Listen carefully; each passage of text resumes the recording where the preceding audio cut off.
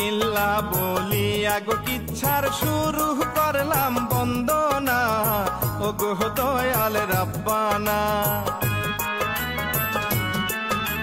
প্রথমে বন্দনা গো করি আল্লাহ নবীর নামে রে, সারা জাহানের মালিক যে।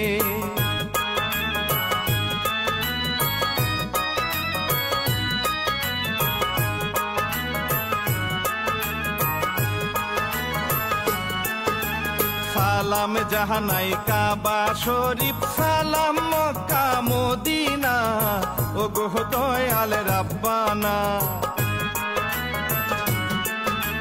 সালাম গো নিবেন ভক্ত শ্রোতারা, নমস্কার হিন্দু ভাইজনা, করি গো কিচ্ছার বন্দনা।